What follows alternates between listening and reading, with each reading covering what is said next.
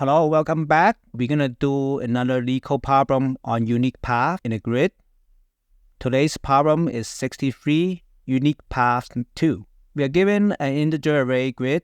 There's a robot that initially located on the top left corner of the grid and is trying to move to the bottom right corner of the grid. The robot can either move down or right. The value for each cell in the grid can either be 0 or 1. If it's 1, that means there is an obstacle and the robot is not allowed to go to that cell. If it's 0, then it's a free space. The robot is allowed to pass through. Given these constraints, how many unique paths are there the robot can take to reach the bottom right corner from the top left corner? In this example, here will be one path. Here is another path. There are a total of 2 paths in this example. Many solutions are possible for this problem. Today, I will discuss the dynamic programming solution. Again, we have a grid, and we're going to make a DP matrix with the same size as the grid. In this approach, we will determine the number of unique paths that's possible from the top left corner to all the cells in the grid. And then finally, we're going to return the value at the finished cell. So that will tell us how many unique paths are there from start to finish. Now, if you have not seen the videos for the unique path 1, which is the previous video, please go there and take a look. These 2 problems are very similar. I left the link to that video in the description below. Okay, let's populate this matrix. Let's start with the easiest one, this position. How many unique paths does it take to reach that position? Now, if there's an obstacle, then there's 0 path. If there's no obstacle, then the value is 1. We just stand there and that's our position. Now, let's talk about the cells on the top row. For example, for this cell, how many unique paths does it take to get to that cell? Again, it will be 1 because we can just move from left to right. How about this cell? It's also 1 because the only way you can get to that cell is from the cells on the left. So essentially, it's the same path. For each cell, we are just extending this path by 1 cell. So we can say that the value for the top row is all 1s. Now, suppose there's an obstacle in this cell. So obviously, we cannot move there. So for that cell, the unique path will be 0. But notice that because we are not able to move to this particular cell, all the cells on the top row to the right of the obstacles are also 0 because we are not able to move to here, therefore we are not able to move forward.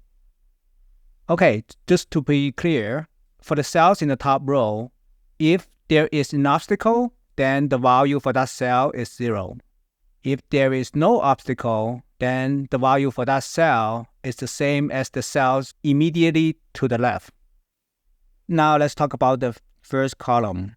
For this particular cell, how many unique paths does it take to get there? Well, there's only 1 because you just move down. And how many unique paths does it take to reach this cell? It's also 1. It is the same path for each cell. We're just extending the same path by 1 cell going downwards. If we have an obstacle in one of the cells, then number of unique paths to that cell is 0. Also, as discussed for the reasoning when we talk about the cells in the first row, in the first column, the value of any cells south of the obstacle will also be 0. So, for the cells in the first column on the left, if there is an obstacle, then the value for that cell is 0. If there is no obstacle, the value for that cell is the same as the cells immediately above that cell. Okay, let's talk about the rest of the cells in the matrix. So how many unique paths does it take to get to this cell? If there are no obstacles, then you can go here and you can go here. It is 2. How many unique paths does it take to reach this cell?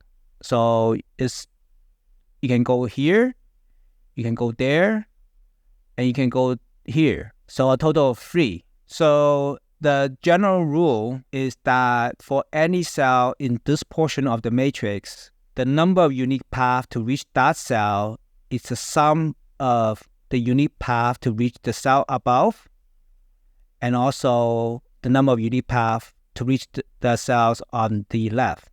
This is very intuitive because the robot can either move downwards or it can move to the right.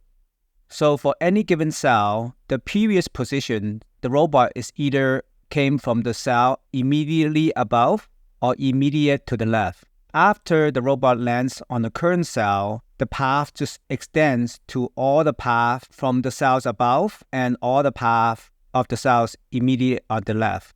These are two different sets and they are unique. So it's a combination of these two sets that makes the unique path for that particular cell. Okay, now we know how to populate the matrix. Let's jump into the code. This C# code is provided in the GitHub links below. We're given the grid as a two-dimensional array. So first I will initiate two variables, the number of rows and number of columns of the grid. So the number of rows is here and the number of columns is here.